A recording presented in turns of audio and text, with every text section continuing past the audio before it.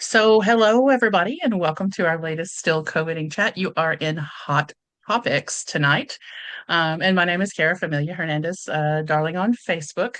And boy, there's a lot of stuff going on. And so I just wanted to take the time again to kind of have a little bit of an impromptu go over synopsis of some of the things that questions people are asking and things that I'm seeing.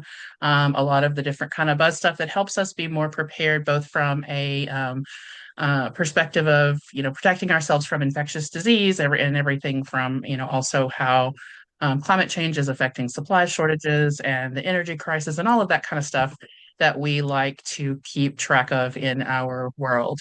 I think the still COVIDing community in general tends to be a little bit ahead of the curve in terms of being aware and, kind of tracking these issues. But at the same time, with so much coming at us so fast, I think it's kind of easy to get overwhelmed or lost, or, even there's a lot of voices outside of there that minimize, but then there's a lot of voices outside that kind of catastrophize. And so I just kind of like to come in and let you guys know how I'm sorting through all of this. Again, this is just my perspective. I'm just another person I'm sharing what I do for my family on the internet. So, take it as you will. But I did feel like it was worth kind of going over some things tonight because of this kind of clash of these voices out there, and how hard it is to kind of sift through all of that. So, without further ado, the first thing I wanted to talk about tonight is that there have been a lot of questions about the MaxAir capper and if we are going to have another promotion. Or can you guys see my MaxAir screen right now? Can I get a thumbs up if someone can see the MaxAir screen? I don't know if I can see the thumbs up.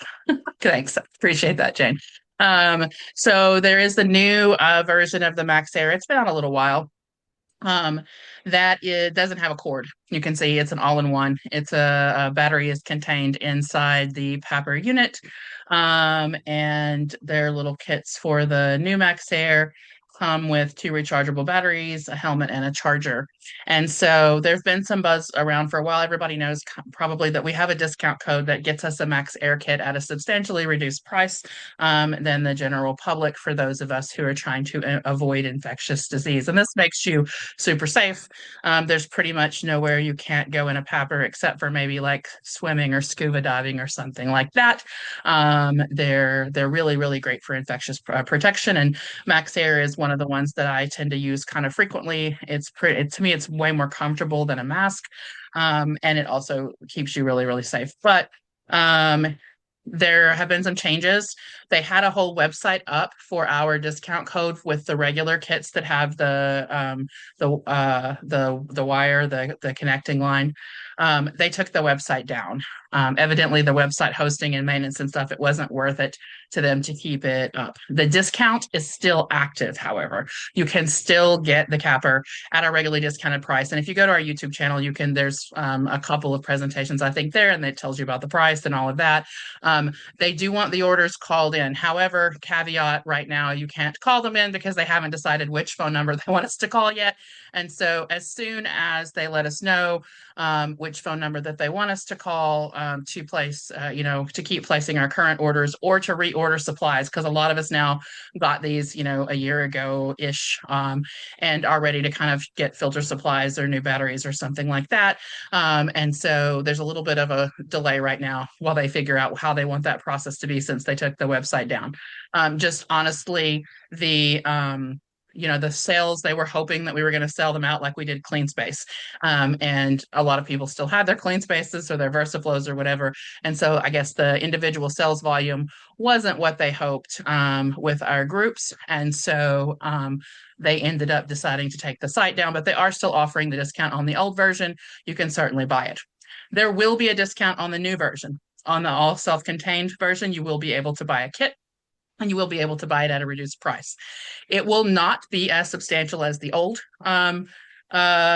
discount was, so it will be more expensive, but it's not available yet. So you will, as soon as I have the details, the group buy two is also going to work a little differently. We're going to kind of have to pot up in batches. It's not going to be as easy as you can get on the website and just buy one straight to your house. We're going to have to kind of regionally pod, and there's going to be some actual logistic work in that, which our beloved Sandy Denny has offered to head up for us. And so as soon as we have that information, Sandy and I will be getting it out to you so you can know how to buy the new version at our discounted rate, if that is something that you're interested in buying. So I just know there have been a lot of questions about that. And like I said, all the information on how to buy, or not, well, the update, well, the old information on how to buy, but the pricing is the same. And we walk through the PAPR, demonstrate the PAPR, all of that is on the YouTube channel. So hopefully you're subscribed to the YouTube channel and you can go right there. If not, please make sure that you do go subscribe to Still COVID on YouTube, and then you can, get the information about the unit. Is there a way to try these on, or we have to ask around in the community and hope someone has one? And if not, we're out of luck. No, there's no way to try them on unless you know someone who has them. They do sometimes have used versions on eBay that are pretty cheap, but it's kind of course, a crapshoot because you could get a version that didn't work, or they're all out of warranty if you buy them that way. But they are considerably cheaper there. There is also the possibility, and we've talked to them about this before, but I just don't have the ability to kind of orchestrate this right now. But if someone wants a group project, hit me up. They will work with mask blocks to sell directly to a mask block, a lending library of cappers. I think it's like a minimum of, I want to say 15 maybe. I'm not 100% sure. But if a mask block were to raise money, and I don't know exactly how much that is, because like I said, we didn't get moved to this. We didn't move through that. They would take a lending library of cappers and sell them to the mask block. And these cappers are designed for sharing in hospital systems. There's a bank, and you just go grab one. You put your own pads and your own face shield on, and you grab a battery. And people share these all the time. So from an infectious standpoint, they're really easy to kind of wipe down and keep clean, even if you were sharing them back and forth between people, because stuff does not go, stuff goes through the filter out. It doesn't go, it can't get through the filter back to you. Like it can't come the other way. And so anyway, stuff doesn't go through the filter out. Stuff goes out this way. It comes in through the filter and then out the other way. Let me fix that. So anyway, if there is a mask block owner who's interested in that, we could certainly talk about maybe how to make that happen. Then there could be some community lending. I've thought for a long time that it would be great to have a lending bank of PAPRs, because if you just had that medical procedure for this X amount of time, or you had, a relative or a visiting or an event that you wanted to grab and wear a capper for,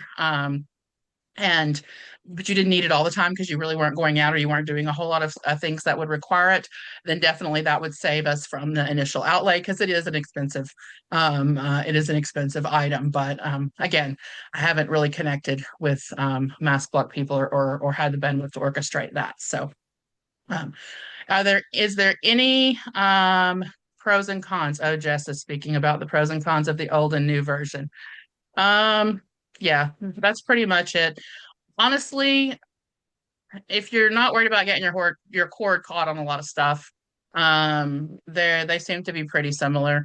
The battery life is something that we're actually trying to get more information about, but it does seem like that you may be able to get the extended life batteries to wear them without the cord. Obviously, not having a cord is great. Is it, several $100s great? I don't really know. My cord doesn't bother me. It does get caught on the arm of my chair sometimes at work, but it doesn't really bother me that much. And the battery is about the size of a book of matches, almost maybe two books of matches, and a little bit heavier. So it just sits in my I have scrubs, and it sits in my scrub pocket on my leg. And I mean, the old one doesn't really bother me that much. That being said, I haven't tried the new one. I'm not sure kind of what other features they might have. I definitely think probably these are going to have some more warranty, but not, not if you can. The best PAPR that you can get is the one that you can afford and the one that you wear. And so if you can, I wouldn't feel like you were incredibly missing out on getting the cordless versus the corded version. I think they're both pretty good. Um, yeah, and then as Sandy mentioned, you don't have to take the old version off to switch a battery. You can just pop the battery on and pop it off. This one, I think you do have to take it off to switch the battery. So that is another consideration if you're in a space where you can't get outside. Um, yeah, you can change out the battery in this one, but you would have to, I think, take it off. And I don't know about the weight of the helmet. It's a good question. Risk to having the battery near the head. Well, I guess theoretically, if you have a lithium battery, anytime it could explode. And so if it's in my pocket on my leg versus up by my head, it might burn my leg versus burn my head. But, in actual practicality, these lithium batteries for this, these kinds of devices are kind of, if they have any of these batteries kind of blowing up, they're probably dead in the water because that would be a huge lawsuit. So I would say that's probably a minimal risk. The other risk that some people might consider would be like EMF exposure, but I don't really, again, know because the motor is in the cap in both of them. So there is electrical current regardless of whether you have the battery down here or you have the battery up there. So I'm guessing your EMF exposure is probably minimal and probably about the same. That is a good question. Benefit to the old one, you can swap out the batteries. Yeah, we just talked about that. It's not good to share PPE, must be individual. That's actually wrong when coming to these cappers. These cappers are designed to be shared. The mask is disposable, so it comes off and goes back, and that's the part that you breathe on. And that's where, your germs would be. And then the interior has a plastic shield that you can just wipe down with a disinfectant wipe. They make replaceable pads. So these are designed to be shared in a healthcare system. So these are actually fine to have in a bank and use. It's not like you're sharing someone else's N95, although people did have to do that during COVID, acute hospital crises, and having someone else's used mask on was preferable to not having any mask at all. So there are some caveats with that, but of course, if you wouldn't normally share PPE, this PPE is actually okay to share. The price range. Like I said, I don't have the discount pricing yet. And so I am not sure. I believe Sandy might correct me if I'm wrong. I think the our regular ones go about is it like 845 or 895 with our discount. And then I think that these are going to be they're going to be definitely closer to like 1500. So and it might be, I mean, maybe we'll get them at 13. I'm not 100% sure yet. I don't really know. But there's a substantial difference in the price on this one and the price on the one that we have. Will the new, more expensive ones be available from now on? Will the old ones still be shared? The old one is still shared. You may still buy the old one. The old promotion is not going away. They still have significant inventory of the older version that they do want to share, and they know that we're our population. They made these kits for us. You definitely, if you have been saving, you can definitely still have the old version. And like I said, I would not feel, slighted or like it's less if I'm getting the old version over the new version. From a protection standpoint, they are equal. And the thing I would recommend, or what I did was with the old version, I did go on eBay and get a couple extended life batteries because they come with the regular battery. And it is nice to have two to be able to swap out. And the regular batteries last about 8 hours ish, maybe nine. And then the extended ones with the little blue tab last somewhere between 10 and 12, depending on your use and what you're doing. So, they have that setting in there that you can switch from low to high. So, I would say jump on eBay. And if, you might be out the 15 or $20 if your battery doesn't work, but I've not had any problems. And I think I've gotten three off of eBay and they've all been just fine. So other than that, yes, you will still be able to get the old one and you won't have to delay. Okay. Um, yeah, thanks, Sandy. We'll have a link to buy and call. I am going to answer this one last question about MaxAir, and then I'm going to move on. I meant for this to be kind of a blip because I have a lot of other stuff to talk about, and I will do more in-depth MaxAir once we get all the details done. But I'm glad to see there's still a lot of interest in these MaxAirs. What's the difference between this and the VersaFlow? Well, if you get the VersaFlow on sale, on Amazon, the price of the VersaFlow fluctuates between 450 up to about 800.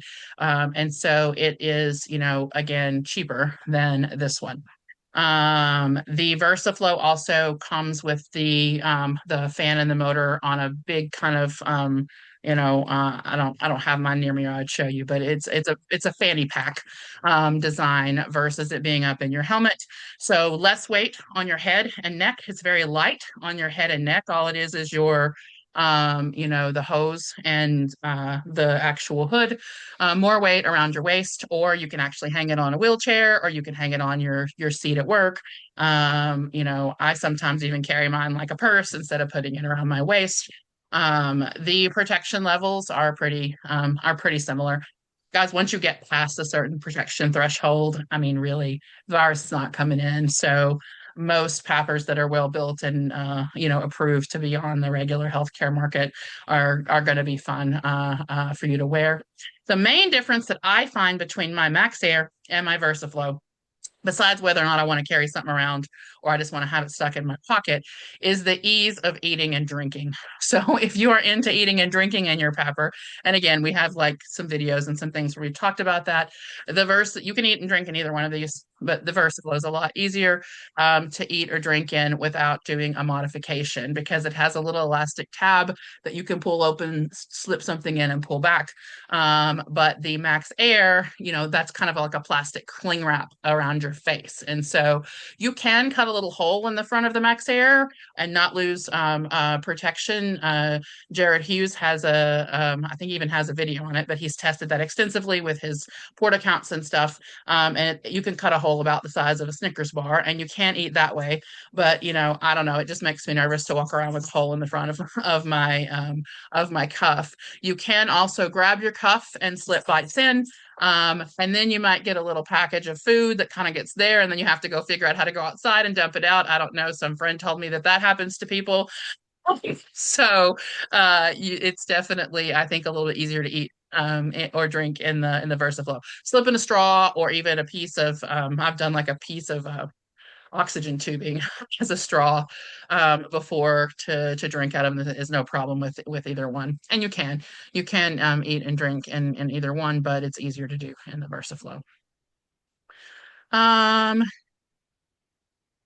Honeywell and VersaFlow are very similar. Honeywell is just a little bit less comfortable, I think, and a little bit louder. So moving on from the PAPR discussion, now I would really kind of like to get into the meat of what I wanted to talk to you guys about today. We'll circle back to MaxAir once we have more information on how to do that. So I'm going to pick up, if you were at my last hot topics, I kind of talked a lot of and made some projections and said, basically some shortages and different things that we saw coming down the line. I kind of gave you guys a little bit of homework too, and said, hey, it's time to kind of stock up on your OTC drugs and make sure you have your mask supply and anything that relies on plastic. And we talked a little bit about that. So I would like to actually start there where we left off last time. Let me share my screen again. Oh, and if you want these documents, I just put this in here to remind myself because I often forget this. If you would like a copy of these documents, please feel free to find them on my Ko-fi page. That's where they're going to live now. You can join the Ko-fi page for free without anything. You can access these documents for free. Of course, if you want me to keep making more of these documents and building teams to put together more of this information, it'd be great. If you chose to be a monthly supporter, you can be a monthly supporter from any amount from $1 on up. But if you just need to save your money to buy your MaxAir, you can certainly still subscribe to the Ko-fi, and you can get access to these documents. So everyone always asks me, can I have the documents? Can I have the documents? And sometimes we put them up on Facebook, and sometimes we've been trying to figure out how to do this, but I'm trying to get away from Meta. And so we can make the documents available to people on Ko-fi. So this is where we were when we were talking last time. We were actually tracking gas prices. And so here, the original projection of the gas prices without any escalation in the war with Iran, it was this red line right here. And then if there was, a moderate escalation, it was going to be this purple line. And then if there were a major escalation, it was actually going to follow. I don't think the third major escalation line was here, but it was more this red line right here, this big red line. And so, luckily, because of a number of factors that a lot of people are discussing, there has not been a significant escalation. And the actual prices are this blue line. The national average has been pretty close to tracking on the original red line that we said. It's still significantly elevated from when we started on February 26th, but it has not done this huge, per inventory floor to shoot us up towards $11 a gallon. And it doesn't look like it's going to. And there's a couple of reasons why it doesn't look like it's going to, which is great. Um, Personally, I do still think we'll probably see the $5 a gallon mark, and maybe even up closer to seven. But it doesn't look like we're going to get up to that $11 range, which is good for some reasons. But it's also there's kind of a bad reason why we're not going to get that far, and so we're going to talk about that here as we go.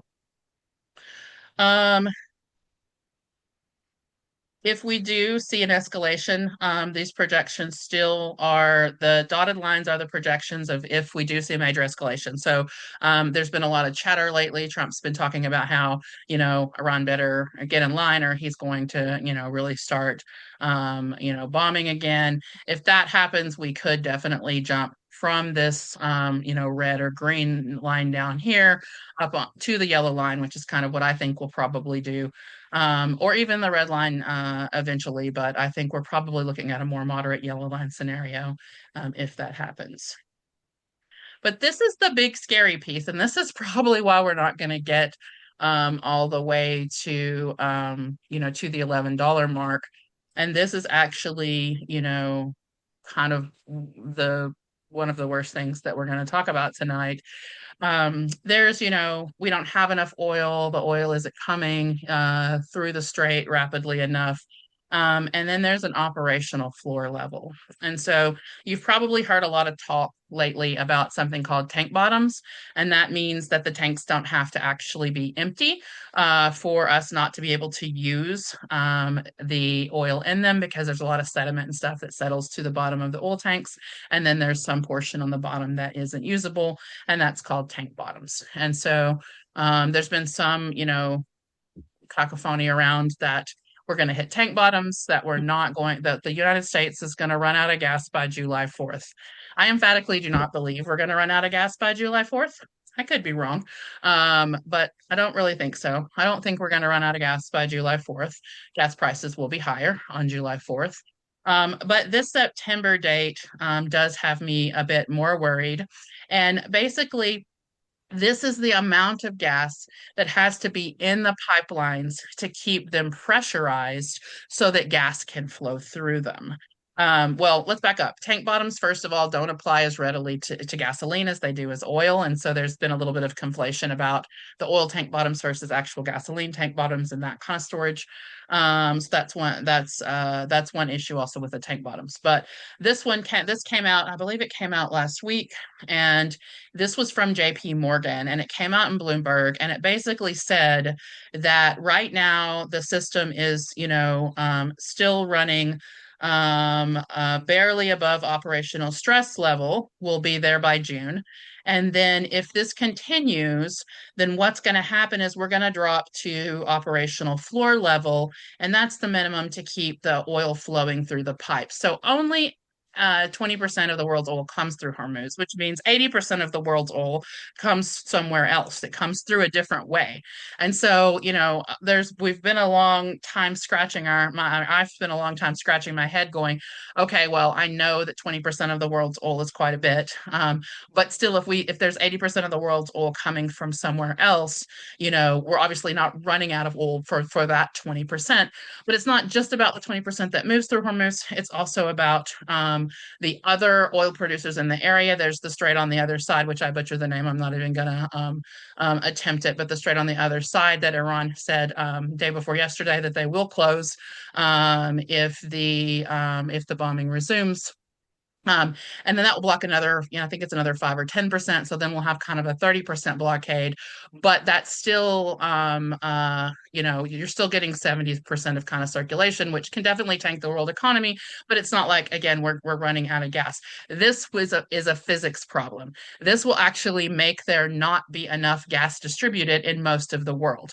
Now, like the, kind of ethnocentric, more isolated people that we are, um, these are the gas and oil pipelines that kind of run all over the world. And of course, the US pipeline system is going to be a little bit different and perhaps more isolated over here than the pipelines that are going to run here. The oil ones are the ones in pink that are going to connect all of Asia and Russia and Europe. And so it's going to get, if this happens, if there's an escalation and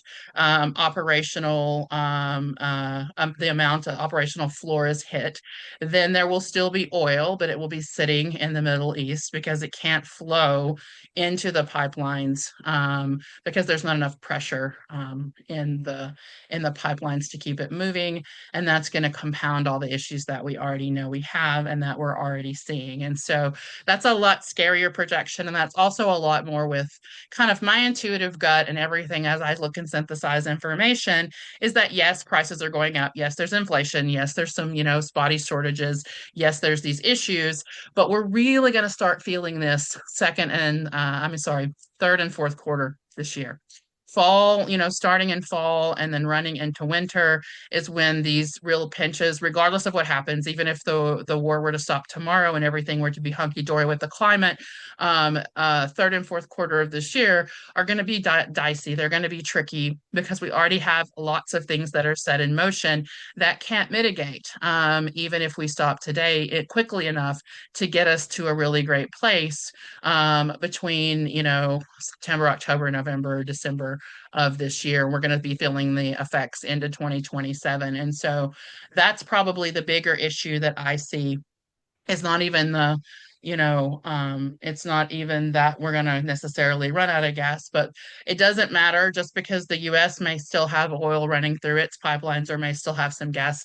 We are so interdependent as a global economy. We are, even though we do export and we are exporting right now for monetary gain versus protecting, the prices and supply for us, we're exporting so that we can kind of price gouge our, fellow world citizens, unfortunately.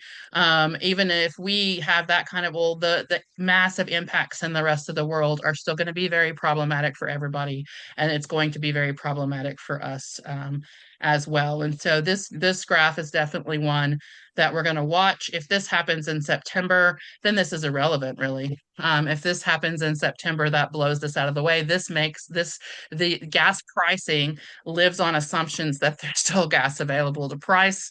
And this says, well, we may actually not be able operationally to keep the pipelines going. And then again, we talked about last time, and we're going to talk about a little more with some of the major impacts. This also is not just about gas prices, it's about medical plastics and naphtha, the substrate for a lot of plastics. It's about Asia, who definitely exports so many of our things, running out of supply before we do. It's also about fertilizer. We are already at a critical fertilizer shortage here in the US, and that's affecting the planting season along with a lot of other weather factors, which means that we are going to see food shortages. Now, food shortages and food scarcity are not the same thing.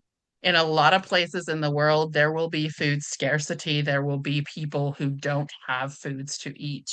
In the United States, we do already have hungry people, and this will increase the number of people that are hungry.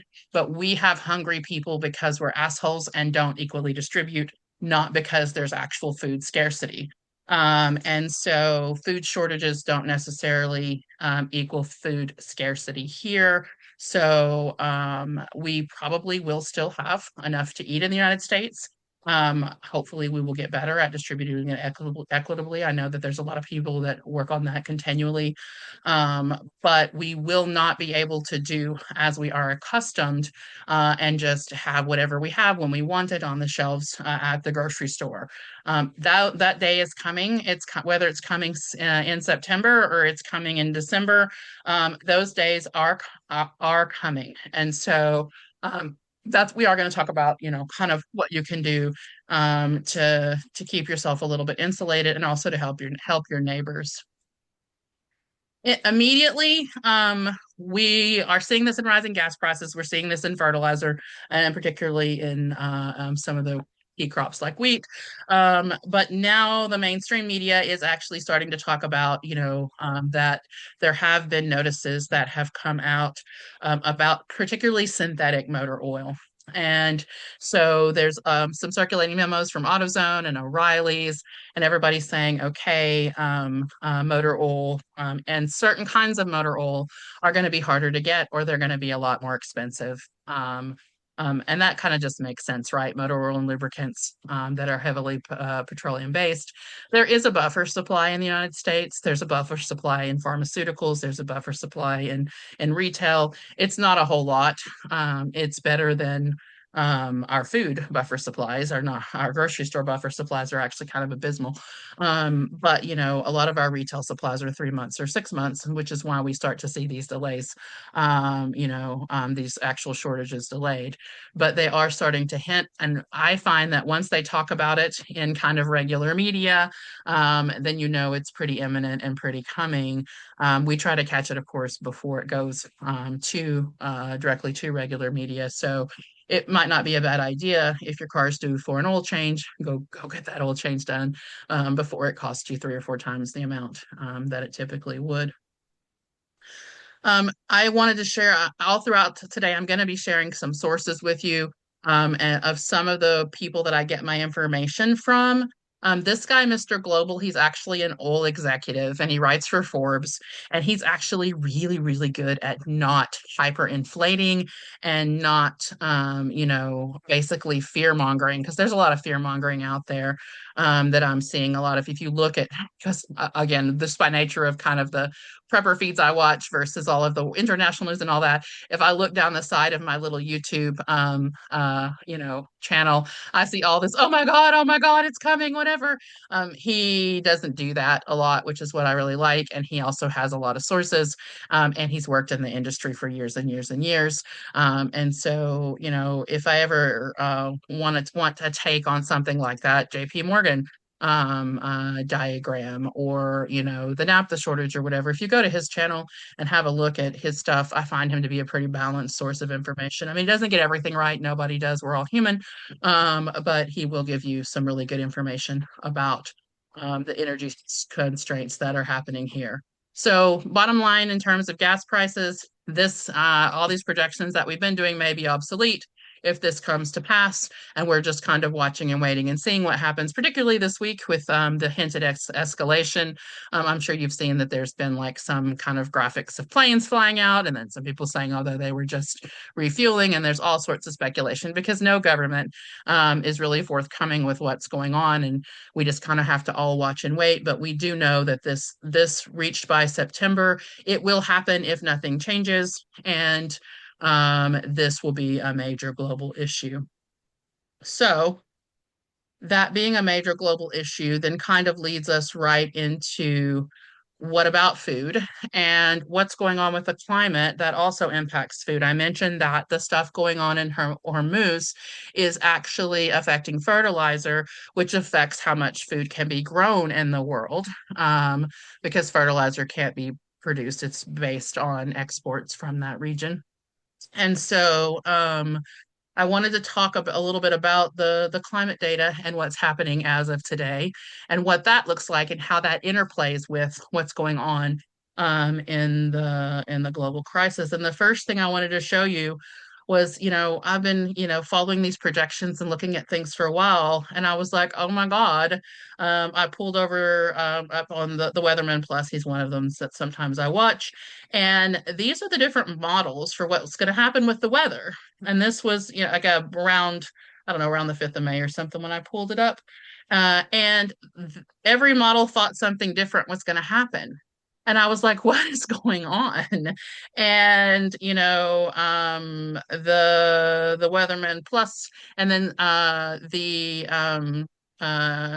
American Resilience Channel kind of explained that our weather models are breaking down because our weather is not acting the way that it has typically for the whole time we've had recorded weather.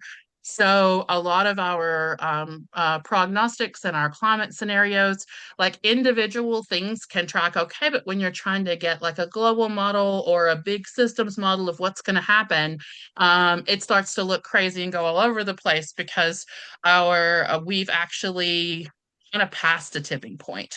We passed the 1.5 C atmospheric temperature rise in about 2024. Um, and so we've entered into a new kind of climate phase that doesn't act the same as our old climate does. And Emily here with the American Resiliency in her video about this incoming El Nino made a really great analogy.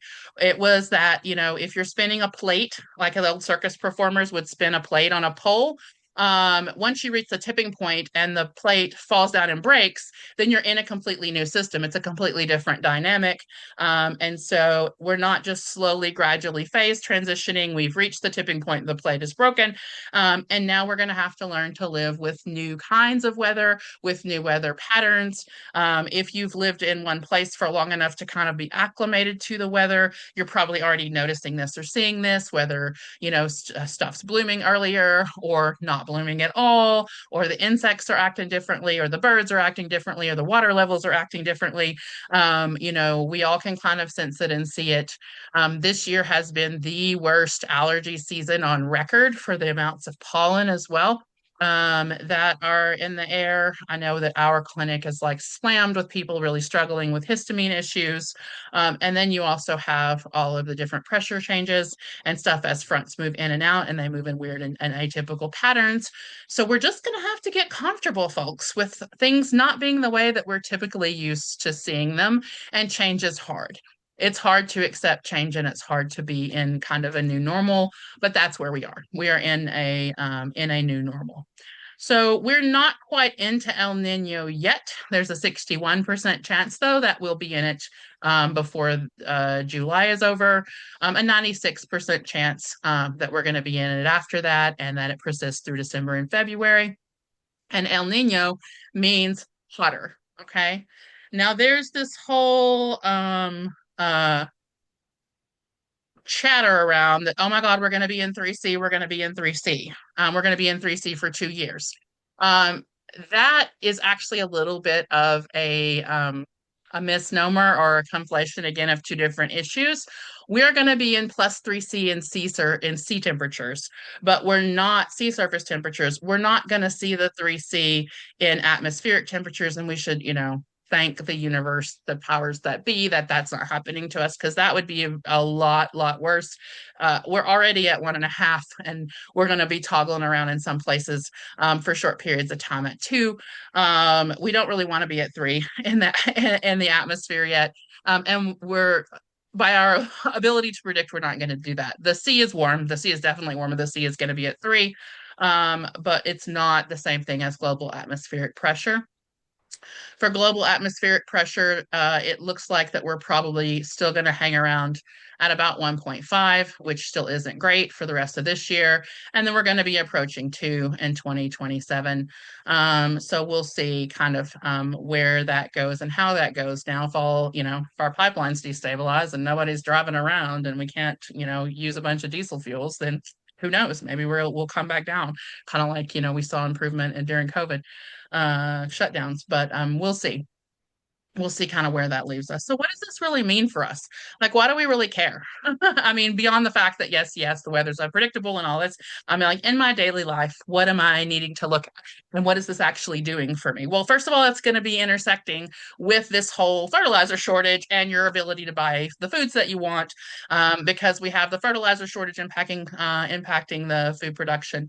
And then we have the climate changing and acting weird. And when the climate acts weird, the plants act weird. So right now, 61.5% of the US is in a drought. It's the worst drought on record since 1895. 47 states are in stage one drought, and it's been 8 months of below normal precipitation. If you live in a state that traditionally is already water stressed, then I'm sure you're very aware of this. And I know, like our friends in Colorado, where we used to live, there's a pretty non-existent snowpack this year, which really affects their water. And so we are definitely in a drought status. And you got 15 minutes. Uh-oh. Then the progression from last month to this month actually is it's still getting worse. It's not, like horribly drastically visible, but you can see in certain areas, you can see this red blob, in different places, kind of growing and encompassing more area. You can see the deepening of some of the colors. You can see up here, specifically in the Pacific Northwest, that we're having, an extension of this. So basically, I got a little bit of my documents not showing here, but basically, it's not getting better. It's getting worse. There's been no meaningful improvement between April 14th and May 14th. The trajectory is unidirectional, and then El Nino is coming into an already severely depleted soil structure, which means that it's going to be hot um, in a soil structure that's already devoid of moisture. And so then that's going to give us food crop impacts. We're going to have a quarter less winter wheat than we did in 2025. That's going to be the lowest since 1972. Fertilizer prices are up. Pretty much, we're going to have a lot of different kinds of grains that are going to be in shortage, and grains are how we feed our animals. And so when grain prices go up because there's shortages, then feed prices go up, then your animal products also go up as well. And so it's kind of a domino, boom, boom, boom. So we've got fertilizer shortage, climate change, increased fuel prices for food transport. And then we have, if the plants can't feed the animals, then everything gets more expensive or comes into shortage. Now, the one area where in the short term that is going to do pretty well is soybeans. And so we're probably going to have like a soybean excess. So a soybean excess for wheat deficiency. So if you haven't ever, cooked with soybeans, or, if you don't know how to make tofu, or you don't know how to sub some things, it might not be a bad time, because soybeans may be your cheapest option versus wheat or even corn. Then there's the wildfire risk, right? Reduced crops growing and things being drier, of course, makes then the wildfire risk increase. And then that can also cause wildfire season to be a lot higher in the southern plain states. We're at a critical risk level. In the Pacific Northwest, it's at a critical risk level. It's high in Colorado and southern Utah, and then it kind of varies down in California, depending on where you are. But we all know that FEMA right now is kind of gutted, and it's also kind of playing favorites with the red states over the blue states. And so our FEMA responses and our FEMA funding, which were already, not always adequate, look at Helene, have gotten worse. And so we also have this wildfire risk. That just really means it's very important to know your neighbors. It's very important to have local community resilience efforts versus, large scale national efforts, because they're just not going to come.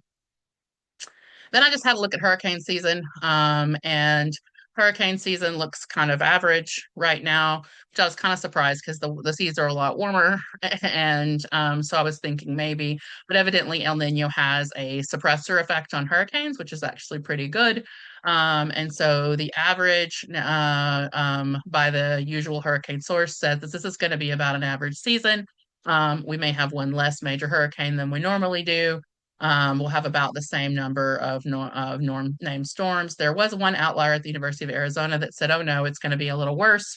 But, even if you have one major hurricane in an area that's already stressed without FEMA to, temper it, that can still be a pretty big disaster. So this is maybe a little bit of a bright spot, but not super reassuring. Some landfall statistics there. But it can be locally catastrophic regardless. Now, this is the big takeaway for me for the night. And I know we're kind of going a little bit long and we may go a little bit long, but this is something that I really think everyone should be thinking about. And that's the US power grid vulnerability. And I'm not talking about EMPs or cyber attacks. I'm talking about just the fact that when things get hotter, we run more air conditioners, we pump more water, we use more electricity. And if we're on already kind of, we're coal still like oil-based systems for a lot of our energy, and we're using more electricity. The electricity is already more expensive because of that. And then our infrastructure is already only at a D plus for, there's a lot of maintenance that needs to be done on our grid infrastructure that just isn't happening because the funds are allocated, to the latest and greatest airplane bombers instead of our electrical grid. And so we right now need a lot of upgrades. And then if it's really, really hot, you can see rolling blackouts, you can see grid stress, you can see the grids go down due to extreme heat. This is probably something that I would say we can bank on this summer. We can bank on the fact that there's going to be some power grid stress, and there may be some periods of time when you have to deal with things really that are really, really hot without the ability to have your air conditioner running. And so that's one of the things that I think that we've been looking at my house, and I think is really important to prepare for is if it's, 100 degrees outside, 105 degrees outside, it's dry and it's hot. What is it like in your house? In your particular house, are you shaded? Are you in full sun? Do you have a basement where you can retreat to cooler temperatures? Is there a library nearby where you can go hang out during the day when it's really hot? Well, how hot does it get at night? All of those things are going to be kind of important things for us to look at. If you're in Texas, you really, really, really need to be looking at that because the Texas grid is at very high risk level. Also, the Mid-Atlantic region. We actually have several regions, the Deep South, the Northwest, the Basin Southwest. All of these grids are elevated risk of not having a great resiliency in the face of the heat that's coming. And then New England, the Northeast as well. So um, this is a big issue, and this is one that I really hope that people smarter than me are really working hard on. I'm working hard for my family to mitigate our risks, and I hope that that there's a better plan because I think this is something that's going to hit us pretty quickly.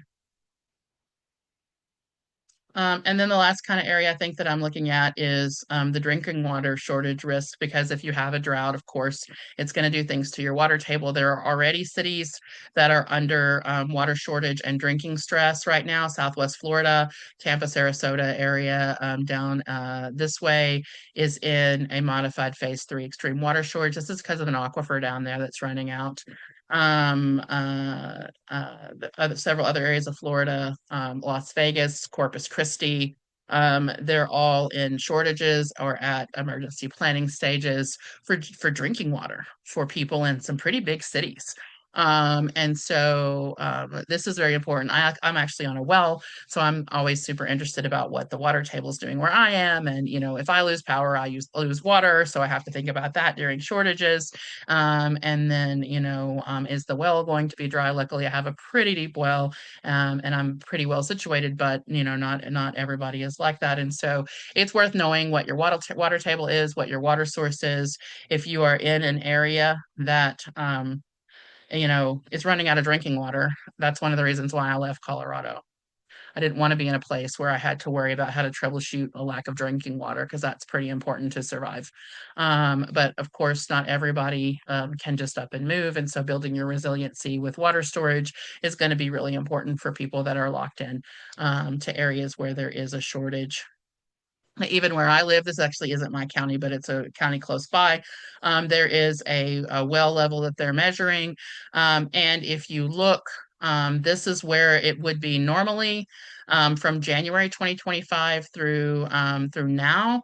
And it has never even got up to average normal levels. It's always been running low. It barely got into like the sort of normal range, but not average here.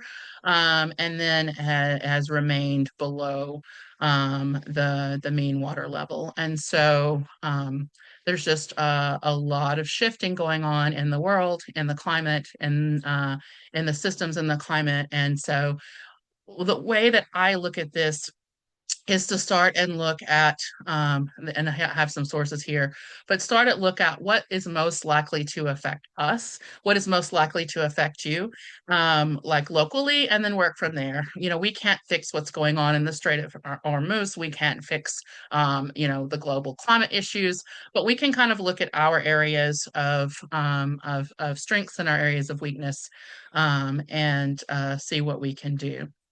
Now I'm just going to blip through this hantavirus before, because I have a to-do list, and I want to be able to at least get to it and not run too late. I'm going to blip over the virus stuff and just give you the major takeaways. Basically, the hantavirus outbreak is in a wait and see kind of stage. We know that it's not a nothing burger. And the real problem is these 20 people, including the St. Helena group, that are self-monitoring at home while potentially incubating a virus with an 8-week incubation period and a 27 to 30% fatality rate.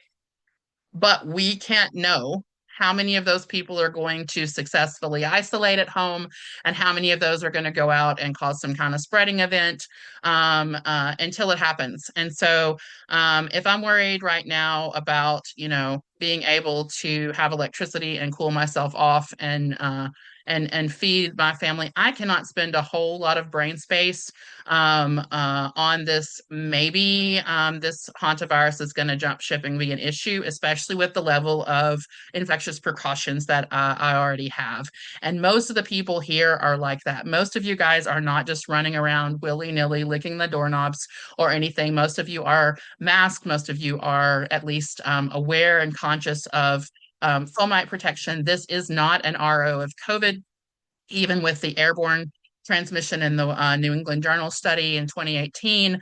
It is transmitted by air. It is airborne, but the RO did not approach anything like COVID or measles. It's more along the lines of the flu, or maybe a little bit more. So yes, it can transmit. Yes, if it does, it's going to be a kind of horrible thing. The scariest thing about this, though, is the way that it's being managed, and that while it's being managed right now, this is the kind of stuff that's going around. Don't be a pandemitard. Protect yourself from the hantavirus by putting earplugs in your ears and not listening to public advice. And so this is not a hard virus to contain if you have competent public health system and you have people listening. We don't really have a competent public health system. We don't really have people listening. So yes, it could be a problem, but we're not really going to know until mid to late June, because it has an 8-week possible incubation period. Everyone is announcing who, everybody else is saying yes, there are going to be more cases than the 11 we have right now. They're going to keep growing. Expect that. Whether or not it's going to transmit into the larger community is largely dependent on these, people that disembarked and they just kind of let them loose. And so everyone in the US that came after the original people are still in the quarantine facility. They're not supposedly being held mandatorily, but they haven't really left. Even the ones that were in Atlanta now are back up in Nebraska. So everybody's in Nebraska. They're not turning them. I mean, supposedly everyone's voluntarily staying there. But these people that, are monitoring at home, and they're in 16 states. So, there's a few things that we're doing to kind of modify our behavior, but not a whole lot. And honestly, I think we do have bigger fish to fry. I do also want to point out that there's a pretty substantial Ebola virus outbreak right now in Uganda, and usually this would have been where, UNICEF and a lot of the other kinds of international health organizations would have stepped in and made sure that this stayed contained and didn't become a big problem. But of course, we gutted those. Thank you, Mr. Musk. And so everyone is watching this situation really, really carefully, because now this has the potential to do a lot more damage than it could have back when we had kind of more places in place to protect us against that. So that being said, I always like to end on like, what can we do? I don't want to just bring you here and give you a whole bunch of, oh my God, all this is happening, and then not be like, hey, here's some ideas. Here's what I'm doing about it. If you don't know the Vlogbrothers, most of you probably do, but Hank and John Green, they're great. They're science educators, and well, they educate about a whole lot more than science.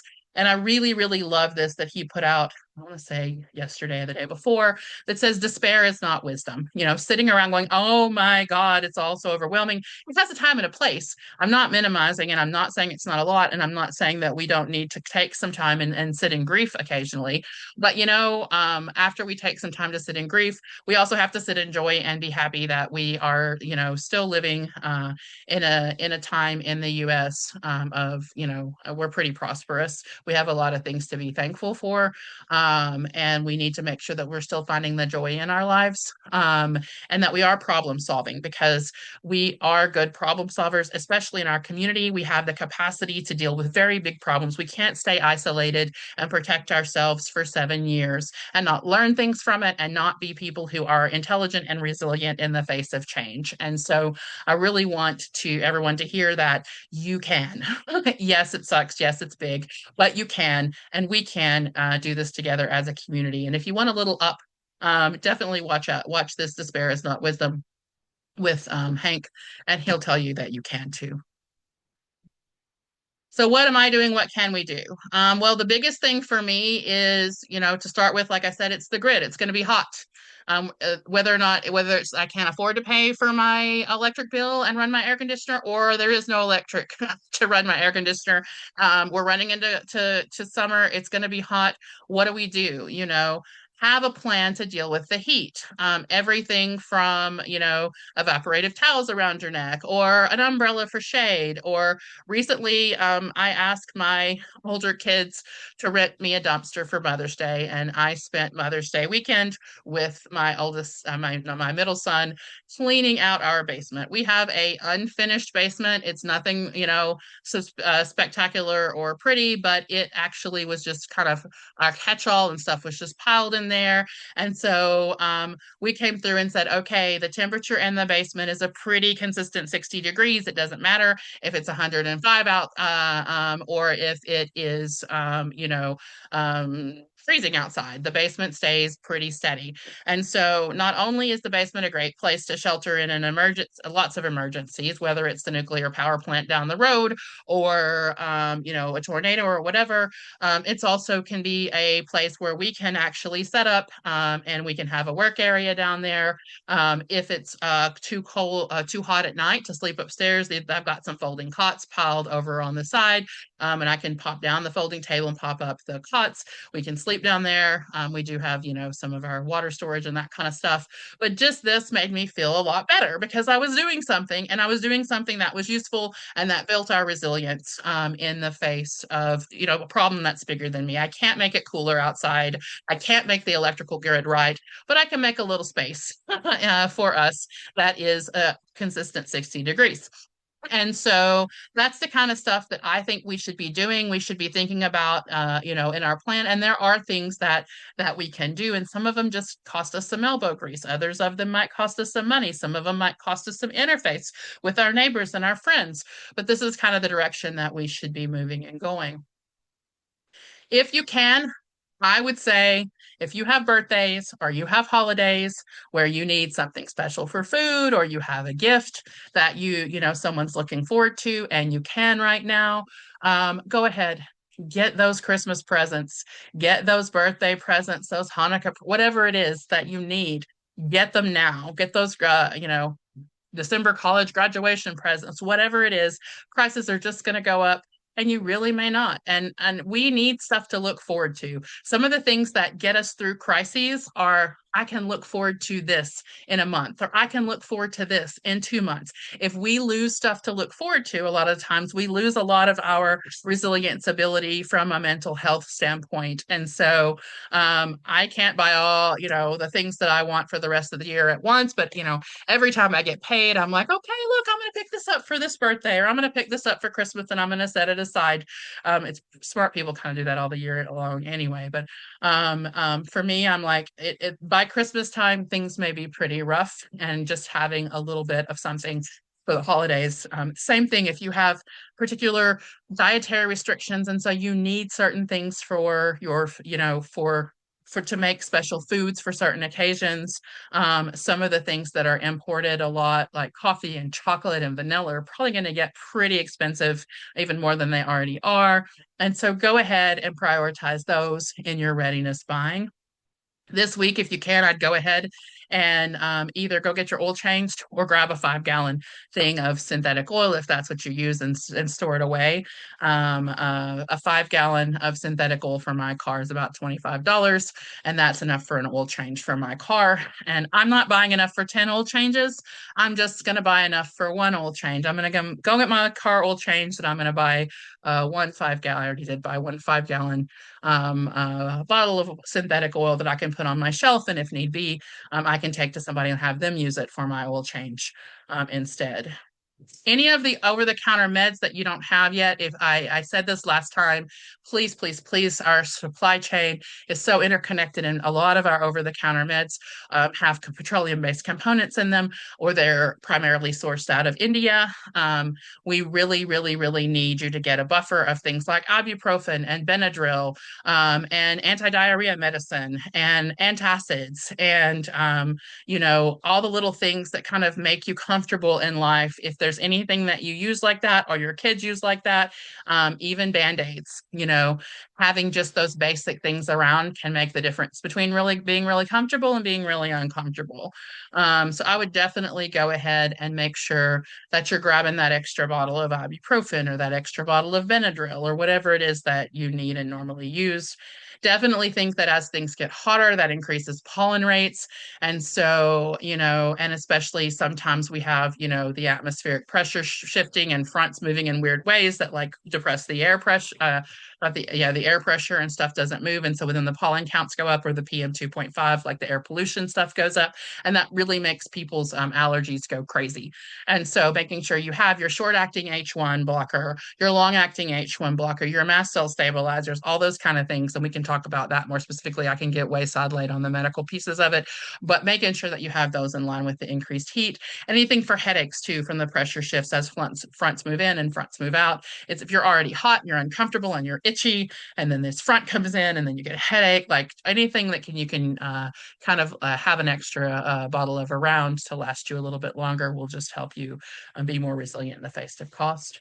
Animal feed, like I said, fertilizer prices, grain prices, animal feed. So dog food, anything else that you might have that you feed your animals that's grain based, or aluminum is also a problem coming out of, some of the stuff for aluminum coming out of the Gulf is going to be an issue. So that affects canned foods for cats and dogs. And just kind of make sure that you keep an extra bit of pet food around.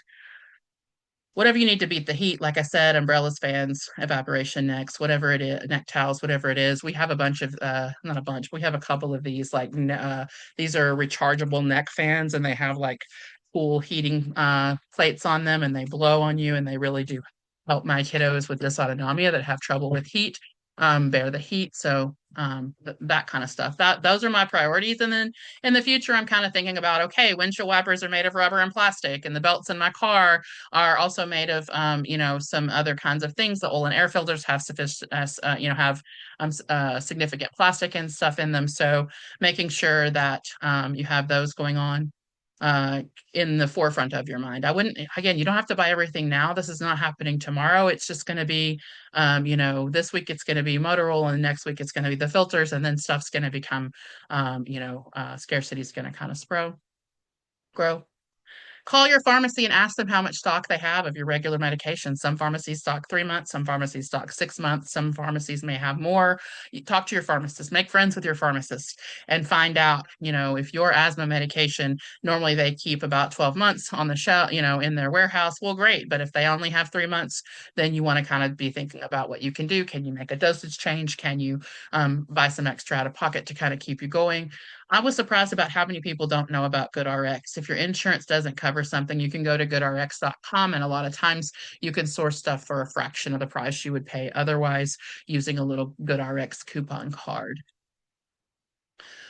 For the hantavirus, the things that I would say, you can leverage UV for sanitation. We didn't really have all these kind of cool UV disinfection products in the beginning, especially when we were all fomite scared from COVID. And now we have UV1 lights, we have regular UV lights, we have these boxes we can throw our shoes in and other things that can zap and that will kill hantavirus, as well as flu, cold, COVID, whatever else is around. So if you can leverage your UV in your sanitation plan, especially there are some healthcare workers that are, oh, what do I do to stay safe? And I would definitely say leveraging UV to help. I would, come out of work, strip in the parking lot using my nice handy dandy hat pop-up tent here. And I would throw my clothes in a garbage bag and tie it up. And then I would put my hard stuff in a UV box right here, and then get in my car clean if I were worried about hantavirus as a healthcare worker in my facility. But one of the things that we're doing is we were portable potty people for forever with COVID. And then we kind of got our peppers and we kind of got a little bit more lax, particularly in parks and porta potties. And we're, going to put our nice 5-gallon portable potty bucket back in the car. We never lost our kind of potty tent hat. It's just too useful. But this is easy, easy peasy to have a 5-gallon bucket with your 5-gallon bucket potty seat. You throw some cat litter in there, it snaps shut. It can ride right in the back of your car or truck. And then if you need a bathroom, you just grab your little, portable tent and pop it over you. And then that way you're avoiding the public bathrooms again. The minute it hits anywhere near my state, we will definitely not be using even in the parks the public bathrooms again. Watch your shoes. Hantavirus is again pretty fomite transmitted, a lot more fomite transmitted than COVID is. So if you have a Sani mat, this is like a wet dry. You put the your cleaning solution. Oh, this is not an actual screenshot. Sorry. You put this cleaning solution on one side, and then you can actually step on the other side to dry your feet off before you come in. Mark June 30th on your calendar. That definitely will be a date to keep in mind. If we get to June 30th and we don't see a major outbreak, we can all breathe a collective sigh of relief. And like I said, all these documents will be available to you on the Ko-fi page. And so I'm going to read through a few of these questions, and then I'm going to turn off the recording and talk a little bit about our diagnostics things very quickly. So let me see if there's questions here. Sorry, my question window is not very cooperative today, so I'm having a little bit of trouble reading what people are writing. Would it make sense to get gas sooner than later? If I have half a tank, do I fill up my car ASAP because it will only go higher? Absolutely. For me right now, half a tank is empty. And so I'm filling up in half a tank increments instead of full tank increments just because it will only go higher. And it's always good to have gas in your car if there's some kind of emergency. You definitely want to be able to get wherever it is that you need to go. So half a tank is empty for us right now. Not great for soy allergies. I know. I have a soy allergy at my house, so I don't love the fact that soy is going to be the major food crop that's still available, but at least it is something, and hopefully all the people who can eat soy will have that. And then my house can keep their gluten-free flour. Oh, cooking. Anyone wants to do a tofu cooking Zoom? That would be great, Judy. I think that would be wonderful. Let's talk and let's set that up because making tofu is going to be really helpful for people, I think. Um, Vlogbrothers battery units. Do the Amazon devices actually work? Generic screenshot or verified brands. Most of those. Now the UV stuff, obviously, I don't have all that stuff. There is a Quantidos card you can use to test them. Most of the other stuff I actually do have. I just pulled stuff pulled things that I've actually purchased, and so I would be comfortable with the Amazon links that I'm showing if I'm, looking for the easy peasy way. Of course, I know it's always better if you can to source it off of Amazon, but some of us have to balance the risk benefit ratio of what it does to our pocketbook. But yes, the Amazon UV devices do work, and you can test them. Let me show you about the Quantidos card that you can get that will allow you to see if there's actually UV and what kind of UV it is. Here we go. I'm pulling it up for you right now.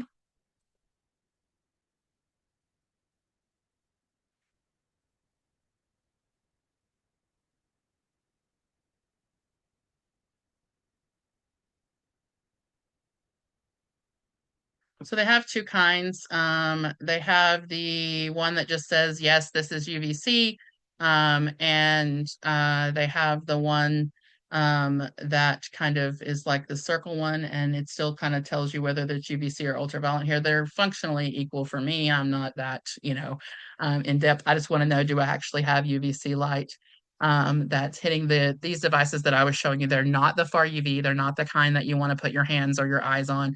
They are for sterilization only, and so that's why they're in a closed box. But you can kind of flip the box around away from you and put the card over there and just briefly shine the light on it and see if the little UVC thing glows. And that's the way to tell if you actually have UVC in the devices or not.